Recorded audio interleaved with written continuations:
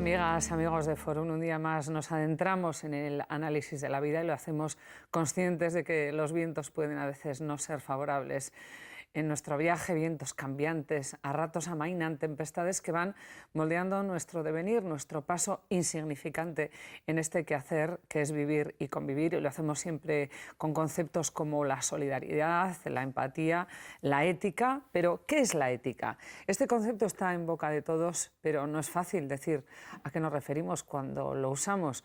Os proponemos recorrer el pensamiento filosófico occidental que ha tratado de explicar y teorizar sobre algo que en estos últimos tiempos la sociedad pide a gritos. Victoria Camps, catedrática de Filosofía Moral y Política. Es que ricasco, muchísimas gracias por estar aquí en Fórum con nosotros. Muchísimas gracias, encantada. Bueno, vienes con este tema que casi tocarlo quema un poco, nos quema un poco a todos, una breve historia de la ética, donde analizas el concepto de la ética desde sus comienzos, desde los primeros sofistas, Aristóteles.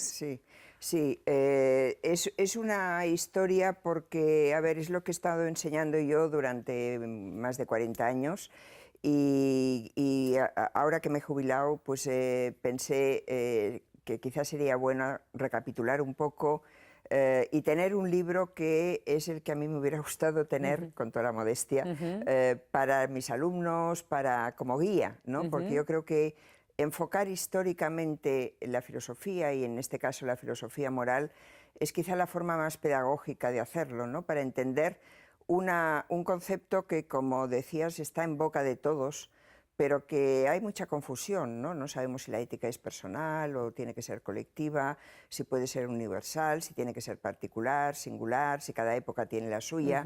Y yo creo que todo eso, escuchando a los filósofos, de alguna forma, ¿no? Ordenándolo y viendo cómo ha ido evolucionando el concepto y cómo se ha ido enriqueciendo, pues hace más comprensible qué es lo que queremos decir cuando hablamos de ética. Supongo que dirás enriqueciendo desde el aspecto teórico, porque quizás desde el práctico se está empobreciendo, pero, ¿no? A ver, ese es un tema que, en fin, se podría discutir mucho. Yo creo que ha habido un progreso moral, y no solo teórico, sino también práctico. Es decir, hoy hay menos hambre que en la época de los primeros griegos que hablaron del tema.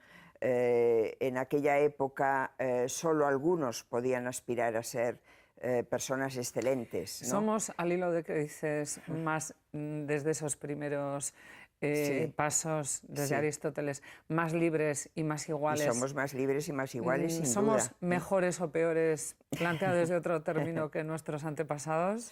Bueno, mejores y peores ya es más difícil decirlo, porque habría que matizar mucho y habría que ver qué quiere decir ser mejor o ser peor, ¿no? Pero no cabe duda que tenemos más libertades, no cabe duda de que, pese a las grandes desigualdades, ¿no?, que es uno de los temas actuales que nos preocupan, que deberían preocupar más, esas grandes desigualdades entre los pocos que tienen muchísimo y el resto que tiene menos y que tiene muy poco, algunos. Eso sí que ha ido mejorando y, en fin, los derechos humanos son derechos universales. Yo creo que eso sintetiza un poco todo ese progreso. Bueno, decíamos que partíamos de estos primeros conceptos de Aristóteles, los sofistas, y aquí viene toda la evolución, y lo que está claro es que a medida que pasan los siglos, el concepto de ética va evolucionando, dependiendo de qué factores. Sí. Bueno, dependiendo de muchas cosas, dependiendo de la cultura de cada época, de los acontecimientos de cada época. La ética se empieza a desarrollar con la primera democracia, ¿no? Y el concepto que aparece en primer lugar es el concepto de virtud, que es como las virtudes, que son esas cualidades que debe tener el político. Es decir, parece mentira, ¿no?, que empezara por ahí. El político, que es el hombre libre que se dedica a la vida pública, que en aquella época se entiende que es lo mejor que puede hacer el ser humano que está en la cumbre de la sociedad, que es libre y que puede escoger, y debe escoger dedicarse a gobernar y a organizar la vida en común, ¿no? Y para eso debe tener una serie de cualidades, ¿no? Hoy seguimos manteniendo esa idea, ¿no? Pero hoy ya no hablamos de las cualidades de un tipo de persona que se dedica a una forma de vida, sino de las cualidades del ciudadano, la ciudadana en general, ¿no? Luego, pues en la modernidad, por ejemplo, pues el concepto de ética está más ligado a la idea de deber, ¿no? De normas, se acerca un poco más al derecho. Y bueno, y es la época en que se formulan, empiezan a formularse los derechos fundamentales, se empiezan a establecer los criterios básicos para distinguir el bien del mal, o para determinar qué es lo que debemos hacer. Actualmente pues, se intenta acercar incluso más la ética a la práctica, ¿no? Y se habla de éticas aplicadas, éticas que orienten las distintas profesiones, desde la de periodista a la del político, la del médico, es decir, Iremos aquellas que viendo... están más en contacto Sí, sí. con los problemas más difíciles de resolver. Iremos viendo esta evolución aplicada a lo que está sucediendo, a ciertas cosas que están sucediendo en la actualidad, pero pregunto, quizá es la Edad Media un agujero negro donde el hombre, el ser humano, liga la ética al temor a Dios, al cristianismo, y se produce otra situación, sí. ¿no? No, más que un agujero, la Edad Media es una época en que teología y filosofía se distinguen poco, aunque se intenta razonar la fe, ¿no? Y acercar la razón y la fe, pero los grandes filósofos son teólogos, la filosofía se hace en los monasterios, la vida mejor es la vida del monje, es decir, es la vida contemplativa, ya no es la del político, pero es una ética que, en la medida en que quiere ser también racional y no solo aguantarse, soportarse, tener como soporte la teología, la revelación divina, bebe mucho de los clásicos griegos, y entonces pues tanto Platón como Aristóteles están muy presentes, ¿no? Las virtudes se cristianizan, se convierten, bueno, hay 4 virtudes que yo, por lo menos, que tuve todavía una educación católica, las concebíamos como virtudes, o se concebían como virtudes cardinales, y son aristotélicas: la prudencia, la justicia, la fortaleza y la templanza. Yo he dicho muchas veces, hablando de la época actual, las 4 virtudes han fallado en estos momentos, ¿no? O sea que podemos analizar la crisis económica y el porqué de la crisis y la dificultad de abordarla y de abordarla bien, diciendo, bueno, es que nos fallan esas virtudes, nos falta coraje, valentía, nos falta prudencia, nos falta templanza, moderación. ¿Hablamos de los políticos o hablamos de la sociedad, Victoria? Hablamos de todos. De todo. Hablamos de todos. Cuando hablamos, por ejemplo, de valentía, de coraje, yo creo que es una virtud que se echa muy en falta en los políticos para tomar decisiones difíciles, decisiones muchas veces impopulares, pero muy necesarias, y de pensar a largo plazo, por ejemplo, ¿no? Precisamente esta semana salía un semanal de estos que sacan los periódicos, una entrevista con uno de nuestros intelectuales más grandes que tenemos, el nieto de Ortega Gasset, José Varela Ortega, que decía una frase que me llamó poderosamente la atención: en política la tendencia al abuso de poder es la regla y la corrupción es una derivada excepcional.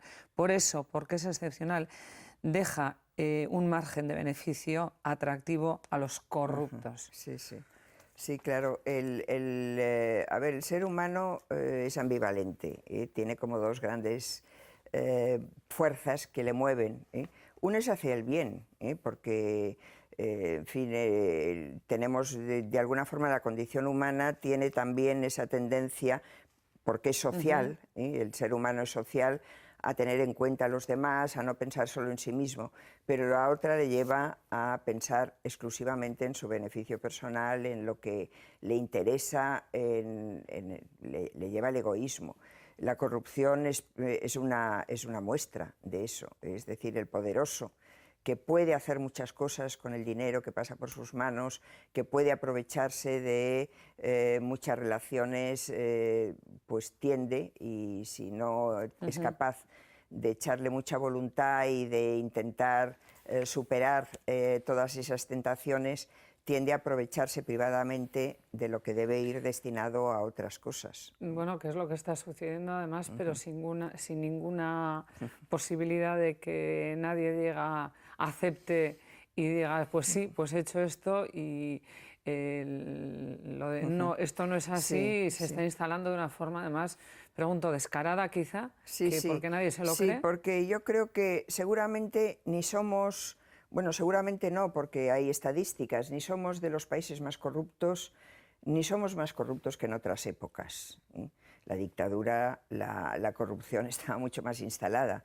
Por lo tanto, más corruptos no somos, sabemos más que hay corrupción, conocemos quiénes son los corruptos, llegamos a conocerlo, es un valor de la democracia, pero lo que sí se echa mucho de menos entre nosotros es esa falta de reacción de la persona a la corrupción y de quitarse de en medio, de dimitir, incluso del entorno, ¿no? Los partidos políticos, eso que para mí es el momento ético de la cuestión, ¿no? Sí. El no esperar que haya un juicio, una sentencia que determine, o sea, ahora el gran debate es si cuando a una persona se le imputa hay que dimitir o no hay que dimitir. Bueno, es decir, en otros buscamos países como una norma dimiten externa, antes de ¿no? que se les Claro, juzgue. antes de cualquier cosa, sí. ¿no?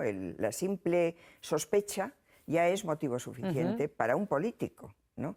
Que no quiere decir que sea culpable, pero el político está más expuesto a la mirada del público y por lo tanto tiene que cuidar mucho más las apariencias.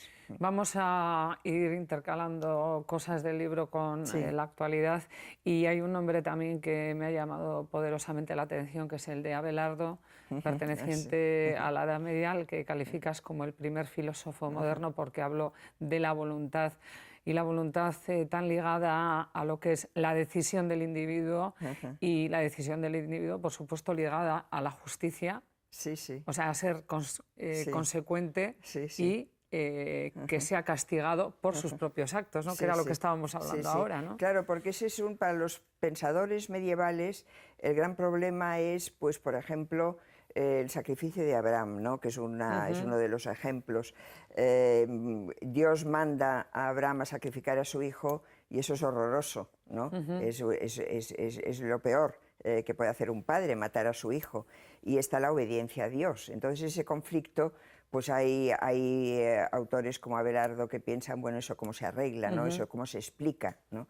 Y entonces ahí, pues bueno, la forma de explicarlo es compleja, para no renunciar ni a la teología ni a la individualidad y a esa conciencia individual, pero sí que se empieza a tener ese despertar de la conciencia moral, empieza en la Edad Media, ese despertar del individuo como el que es dueño de su conciencia y en su conciencia irresponsable, y tiene que dar cuentas de lo que hace y además su conciencia a veces puede entrar en conflicto con una ley externa, venga supuestamente de Dios o venga de donde venga, ¿no? O venga del mundo, pero que no parece muy de acuerdo con lo que se pretende, con los valores que se pretenden defender. Vamos a llegar con esto al Renacimiento porque ahí sí que afirmas que con Lutero en el Renacimiento nace el primer sujeto moderno, porque fue Lutero quien nos dio la doctrina un poco de la modernidad. Sí, hay dos autores que a mí me gusta citar. Uno es Pico de la Mirándola, porque es el que en su oración sobre la dignidad humana define la dignidad como la capacidad que tenemos los humanos de elegir cómo vivir, ¿no? Eso no lo tienen los animales. Esa libertad para elegir, que puede derivar en elegir muy bien o elegir muy mal, es decir, la libertad es también libertad para hacer el mal. Eso es específicamente humano, y es el núcleo, es el punto de partida de la ética, lo que nos puede hacer responsables. Y luego Lutero, es decir, Lutero se rebela contra una iglesia que se empieza a corromper o que está muy corrupta ya, ¿no? Y esa rebelión le hace entender la religión de otra forma. La religión está también en la conciencia, es decir, no debe pasar por un clero por una iglesia que es la que determina si has pecado, si no has pecado, si te puede perdonar o no te puede perdonar. Es el individuo frente a Dios, que además no tiene ninguna garantía de que Dios le perdone, ¿no? Y eso es trágico. Claro, en estos días en que se habla de la corrupción y se compara la Europa del Norte y la Europa del Sur, eso mismo te iba a preguntar, los países que aplicaron claro, el los luteranismo, países más luteranos sí. son países donde el individuo se siente responsable él de lo que hace, ¿no? Y responde con mucha más celeridad y más activamente a lo que considera que ha hecho mal, ¿eh? En los países del sur, pues esperamos que alguien nos condene, ¿no? Y eso pues marca una diferencia. El no haber tenido reforma protestante en España marca una diferencia. No hubo reforma protestante, tenemos unas bases muy asentadas en nuestra cultura de lo que influyó el cristianismo desde su asentamiento, y esta capacidad de disfrazar la verdad que muestran algunos dirigentes, y pregunto, ¿son ejemplo ético para unas generaciones de jóvenes que están también un poco sin tener unos modelos, vamos a decir, que son los más aconsejables, sí. ¿no? Yo creo que el desconcierto que hay hoy, es el no tener unos modelos, unos referentes claros, tiene un aspecto, digamos, negativo y otro positivo, o uno de no tener suficiente formación, pero en cambio otro de haber superado el tener un solo referente, ¿no? Que sería malo también, ¿no? Es decir, cuando nuestra moral era una moral católica, solo católica, había una ortodoxia, había una doctrina clara, que además daba respuestas muy concretas a preguntas también muy concretas. Hoy eso ya no es así para todo el mundo, ¿no? Y eso desconcierta, ¿no? Porque, claro, es otra vez volvemos a la necesidad de responder con nuestra libertad, de decir, somos libres de autorregularnos en muchas cosas. Y eso, claro, a veces es más fácil que nos regulen, ¿no? Y por eso muchas veces, en el tema de la corrupción se pide una norma que valga para todos, ¿no? Que todos hagan lo mismo, ¿no? Pero claro, aquí lo auténticamente progresista sería decir, no, vamos a decidir lo que vamos a hacer, ¿no? Eso es lo que marca la honradez de la persona, y no que nos lo diga alguien, ¿no? Has tocado el tema de la libertad, que está ligado también a algo que, perdón, que inculcó Hobbes, que era el miedo. Este miedo, bueno, que decía, creo que el miedo era algo intrínseco al individuo. Este concepto también de miedo, en los momentos en los que nos está tocando vivir, también está tocando muy de cerca a los individuos de ahora. ¿De dónde viene ese miedo? ¿Por qué se quiere inculcar de forma colectiva a las personas? Bueno, el miedo, como todas las pasiones y todos los sentimientos, es también ambivalente, es decir, a veces es bueno tener miedo, otras veces no, ¿eh? Cuando Hobbes toma el miedo como aquello que debe motivar al individuo a pactar con la sociedad y aceptar un Estado y aceptar unas leyes, bueno, ahí tiene una función positiva, es decir, el miedo a morir, es el no confiar en que el otro me va a respetar, no confiar incluso en mí misma, y por lo tanto el ver la necesidad del pacto, la necesidad del Estado. Claro, en aquella época el Estado era un Estado absoluto y por lo tanto hoy no podemos aceptarlo en su totalidad, ¿no?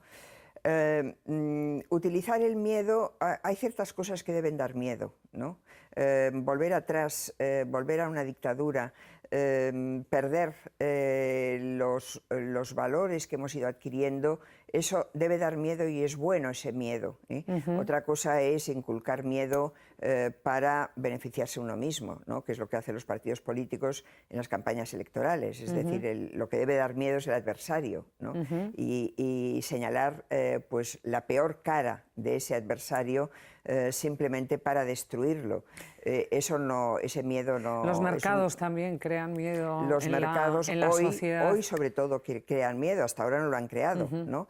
Pero cuando se ha visto que eso, bueno, que es peligroso el dejar que sean ellos los que gobiernen y que sean los intereses financieros los únicos que gobiernen, pues eso ha producido un miedo que si es excesivo también es negativo, es decir, no podemos vivir con ese miedo. Porque paraliza, pero un cierto ¿no? miedo era necesario, forma, ¿no? Porque sí. bueno, el peligro es el peligro. Pero ¿no? el miedo paraliza también, ¿no? El miedo narcotiza, paraliza, ¿no? el miedo Narcotiza. paraliza, ¿no? Paraliza totalmente. Bueno, también hay una serie de capítulos, por aflojar un poquito, que ligas la alegría y bueno, el concepto del positivismo y la alegría a la ética también. Bueno, ahí hay un filósofo a veces poco estudiado, que es Spinoza, ¿no? Que él dice nos mueve el deseo, y nos mueven dos grandes pasiones, la alegría y la tristeza, ¿no? La tristeza más bien paraliza, la alegría es la que nos mueve a actuar, que es lo que debemos hacer, ¿no?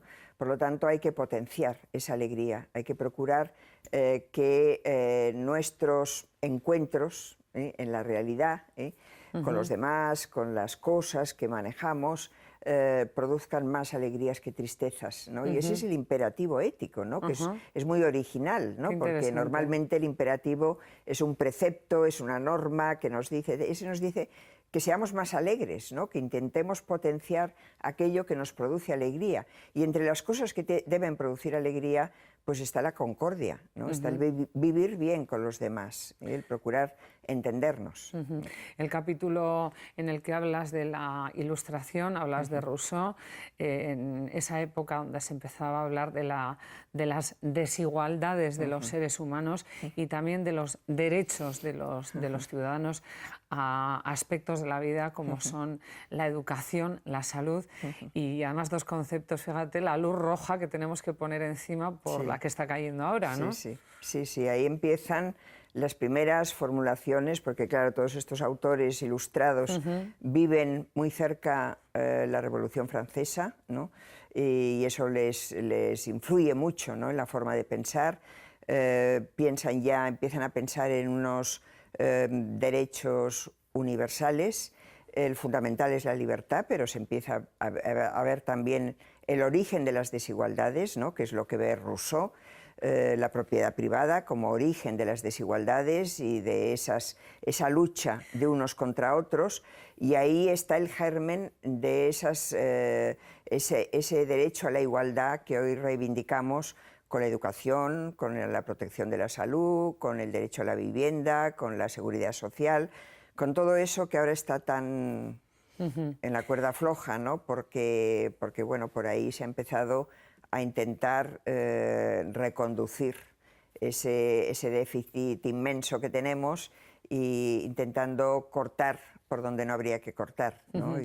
Por donde no habría que cortar, ¿no? No dar marcha atrás a los, claro, a los derechos adquiridos, sobre todo, ¿no? De los que hablabas cuando ahora. hablamos de eso, de líneas rojas, pues habría que ver que hay unos que ha costado mucho, porque realmente los derechos a la igualdad, los derechos sociales son del siglo XX, de la segunda mitad del siglo XX, ¿no? Que en fin, que está a la vuelta de la esquina, ¿no? Bueno, es que de alguna forma, volviendo a la Edad Media, en la Edad Media sí sucedía que los señores feudales protegían al que estaba en la última línea de la sociedad, les protegía porque cuando eran atacados se comprometían a ayudarles, a protegerles, pero ahora estamos en una sociedad en la que los que son elegidos en las urnas, cuando tienen que proteger al ciudadano, parece que no le protegen, ¿no? Sí.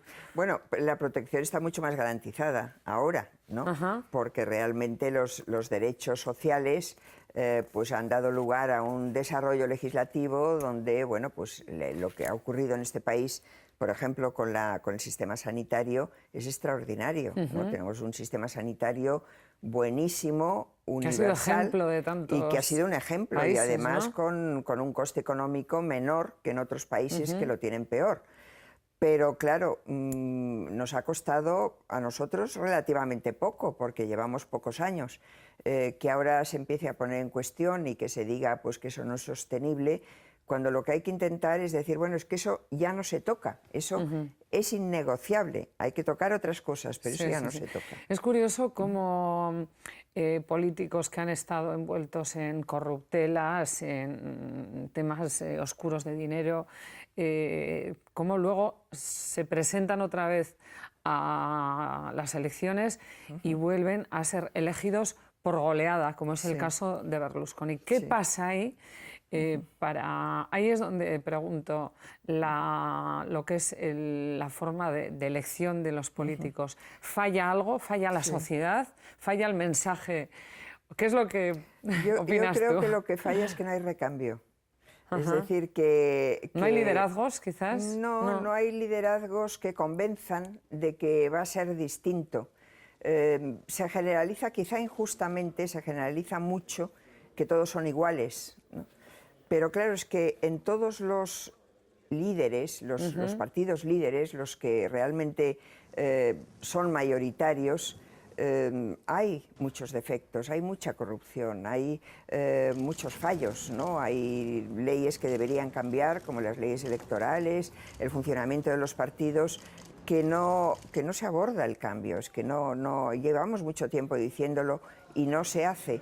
Entonces, ¿qué alternativa hay? ¿No? La alternativa no puede ser, que es un peligro, la antidemocracia, la antipolítica, el antipartido, ¿no? Eso es una alternativa que llama la atención a los jóvenes, ¿no? Y que puede, y que es muy peligrosa. El caso de Italia lo está demostrando, no solo por Berlusconi, sino por el partido de las 5 estrellas, ¿no? que es un partido un poco estrambótico. No acabamos de ver ni cómo se hace una reforma que realmente genere credibilidad, ni un recambio que también genere credibilidad y que podamos decir, bueno, pues por ahí podemos ir, ¿no? Sí, porque por ejemplo tenemos aquí muy de cerca el caso de Ponferrada, donde fuera parte luego de lo que se desdijo, se deshizo de lo que se hizo, primó la estrategia política sobre la ética, ¿no? Sobre la ética misma. No, y siempre ocurre lo mismo, ¿no? Que finalmente es la supervivencia del partido, la estrategia política, no los intereses generales o los intereses ciudadanos, el bien común. Victoria, ¿qué aportaron los teóricos marxistas a toda esta teoría de la ética? Hablo de Marx. Bueno, intentaron cargársela toda, ¿no? Porque yo creo que el siglo XIX fue un siglo más bien de crítica muy radical a la ética, porque, en parte porque se lo merecía, porque sí que había, en fin, mucha mentira, ¿no? Mucho engaño en la forma de presentar los grandes valores y los grandes criterios sobre la moral. Hay sobre todo dos filosofías que lo demuestran mucho. Una es la marxista.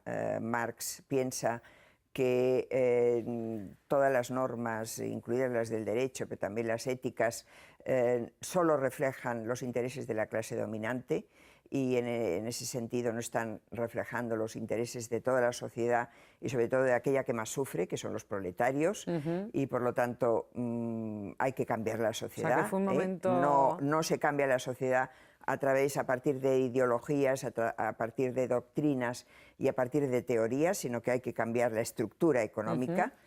Eso lo vio de una forma muy clarividente y que hoy quizá habría que recuperar más.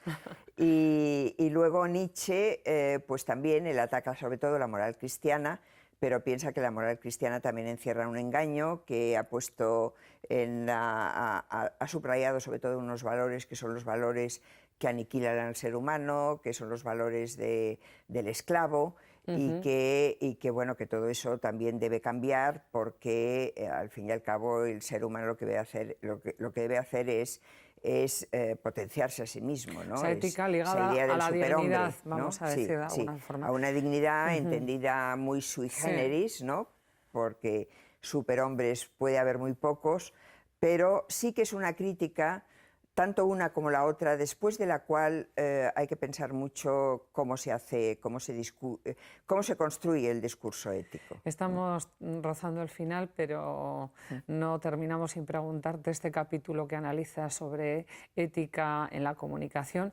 ¿Qué papel crees que están teniendo los medios de comunicación en todo este entramado de la crisis económica, el miedo, la inseguridad, la privacidad, lo público, todo esto que está en torno a la ética? Sí, pues a ver, los medios de comunicación no solo son la caja de resonancia de lo que está ocurriendo, sino que quizá ponen demasiado el acento en lo que se está haciendo mal y no en lo que se está haciendo bien, ¿no?